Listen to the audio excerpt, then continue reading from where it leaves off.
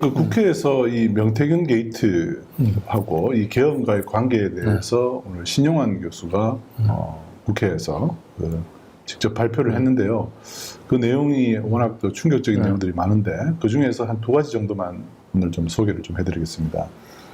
하나는 사실은 윤석열이 그 부정선거를 그 주장을 하는데도 사실은 부정선거는 윤석열이 그 믿지 않는다. 부정선거라고 자기는 아예 생각을 안 한다는 거예요. 대신에 부정선거를 주장을 하게 된 이유가 바로 명태균 자료 때문이라는 거예요. 여론조사 자료. 그것 때문에 얘기를 했다는 겁니다. 한번 얘기를 한번 직접 들어보시죠. 저 투표 관리는 저는 상당히 문제가 심각하다고 봅니다. 다른 것은 썩어도 선거관리위원회가 썩으면 민주주의는 망합니다. 우리나라 지금 선거관리위원회가 정상적인 선관위가 맞습니까? 나라가 골마 터지고 멍들어도 정도가 너무 심합니다, 여러분. 저렇게 의심한다 그러면 본인이 사전투표하지 말았어야죠. 근데 본인은 저도 사전투표하겠습니다 하고 투표를 독려합니다.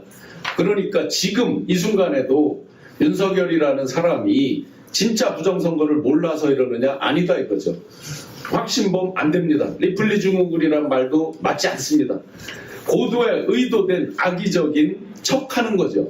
부정선거 없다는 거 본인도 너무 잘 압니다. 다만 수단으로 쓰기 위한 방편이다 라는 것들을 저 당시에도 저렇게 많이 부정선거 얘기를 했으면서도 본인이 사전투표를 합니다.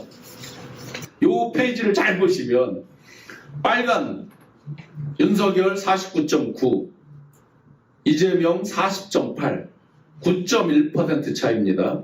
그리고 더 놀랍게도 여기 뭐라고 돼 있습니까? 봉황문의에 그 당시 봉황문의를 썼죠. 대통령실 당선 확실이라고 금장 봉황문의 금장에 당선 확실이라고 돼 있죠. 제가 하나 대묻겠습니다. 명태균 씨 자기 혼자 본다고 그랬잖아요. 보고한 적 없다고 그랬잖아요. 자기 혼자 보는데 봉황문의 금색으로 당선 확실을 왜 써놓습니까? 본인들이 2020년 총선 부정선거라 주장하고 2024년 총선 부정선거라고 주장하고 대선도 부정이라고 하는 건 완전 부정이면은 자기 당선도 무효잖아요. 그러니까 부정이라고 하는 이유는 10%로 이겼어야 되는데 내가 왜 0.74밖에 못 이겼냐.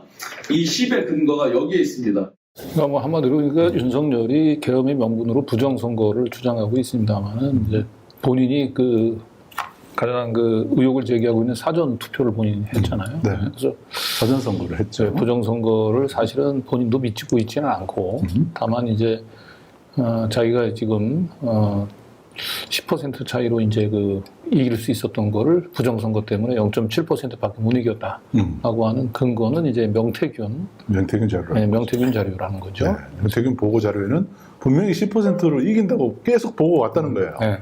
5에서 10%로 이긴다고 계속 보고 왔는데 왜 내가 0.7%로 이겨야 돼? 이거 부정선거야. 이런 주장을 지금 하고 있다는 겁니다. 왜 이분이 말이 좀 신빙성이 있냐면 이분은 윤석열 캠프에 있었던 사람이에요. 네.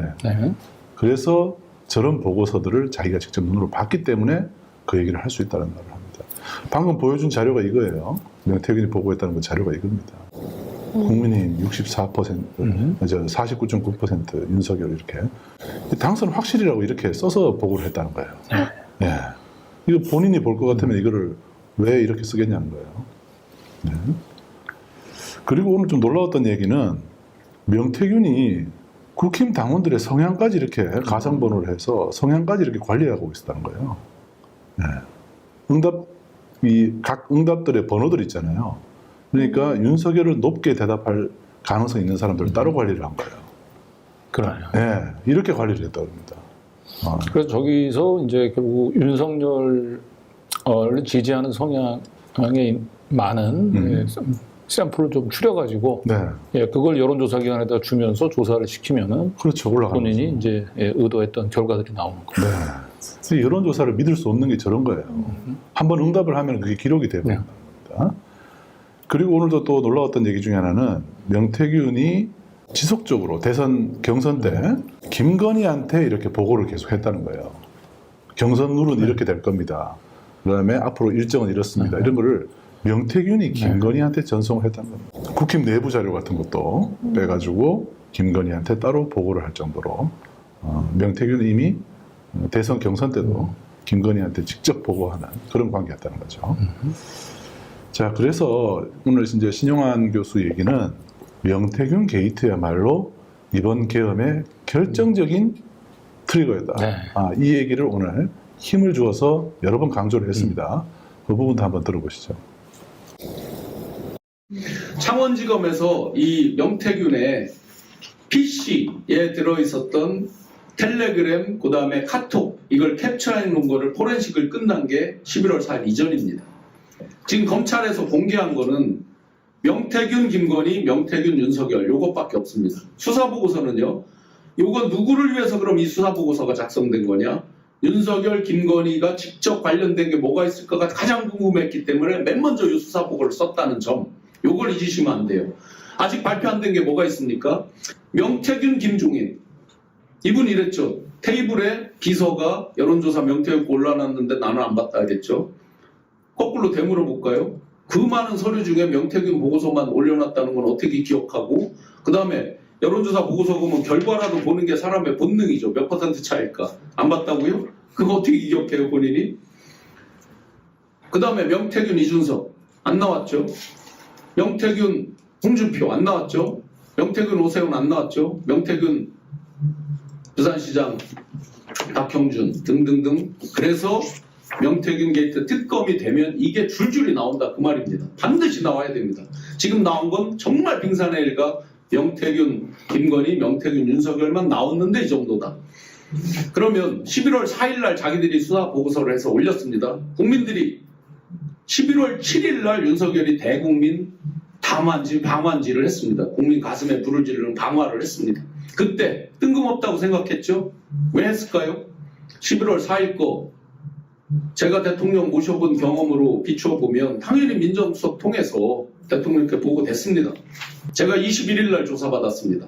상당히 강도 있게 넓게 조사를 한다. 팩트는 다 체크한다는 느낌을 받고 제가 1시간 정도 염탐을 한 다음에 그 질의응답에 소극적으로 임하면서 염탐을 한 다음에 그걸 보고 아주 적극적으로 답을 하고 자료를 내기 시작했습니다. 그래서 한 40여 건의 자료를 제출했습니다. 그런데 그 담당 검사는 뭐 굳이 표현하면 좌천이죠. 그 바뀐 거니까 그것도. 요 과정을 알면 100% 이건 명태균 게이트와 직결된다. 아마 이들이 내란 비상계엄을 하려고는 했을 겁니다. 제가 직결된다는 뜻은 그날 누른 것이 직결된다는 뜻입니다. 어차피 언젠가는 하는데 급박하게 이게 휴대폰이 건너가면 큰일 났구나 하는 부분 때문에 급박하게 그때 했다. 이렇게 이제 말씀드릴 수 있겠습니다. 자, 이제 뭐 요약하자면 그 11월 4일 수사 보고서 네. 그게 이제 직접적인 트리거가 됐다 이렇게 지금 평가를 하고 있는 거죠. 네. 그리고 이제 11월 7일 날 그 윤석열의 갑작스러운 그 대국민 담화 뭐 기자회견의 배경은 역시 11월 4일 명태균 이 수사 보고서 때문이었던 거고, 그리고 결국 이 11월 24일 날 결국 김용현이 이제 그 사령관들하고 만나서 이제 이 얘기를 하면서 이제 그 명태균 게이트 때문에 비상대권을 발동할 수밖에 없다는 얘기를 했다는 거잖아요. 김용현이 검찰 조사를 받을 때 그걸 진술을 했고, 그 11월 24일 그 비상대권 명태균 게이트 언급하면서 비상대권 얘기 나오기 3일 전에 우리 이 신용환 교수가 창원지검에 이제 도무지 이제 검찰이 빼도 박도 할 수 없는 자료들 갖다 줬다는 거죠. 네. 네. 줬는데 이제 검사가 바뀌어버린 거예요. 네. 네. 그래서 사실은 오늘도 그 헌재에서 계속해서 이제 윤석열 쪽은 야당의 이제 그 발목 잡기 때문에 거의 윤석열이 국정 운영이 정상적 운영이 어려워서 계엄을 한 것처럼 자꾸 얘기를 하는데, 이 명태균 게이트를 조사를 하다 보면 결국 그 윤석열, 김건희 씨 자신들의 비리가 드러나고 김건희가 구속되는 것을 막기 위해서 계엄을 발동을 한 사실이 저희는 뭐 명약관약하게 곧 드러날 거로 보입니다. 네. 그리고 오늘 이제 김용만 의원이 이제 이 얘기를 좀 하던데, 지금 명태균 특검법을 지금 발의를 해야 될 이유가 있다는 거예요. 왜냐하면 창원지검의 담당 검사들이 대부분 지금 물갈이가 됐답니다. 이거 저 명태균 게이트 수사하던 검사들이. 그래서 지금 수사 의지가 사실 상실된 상태라고 해요. 그래서 지금 특검법을 발의하지 않으면 안 될 네. 그런 상황이다. 창원지검이 지금 너무 수상하다는 거예요. 수사할 의지가 없답니다. 지금. 네. 그게 제일 큰 문제예요.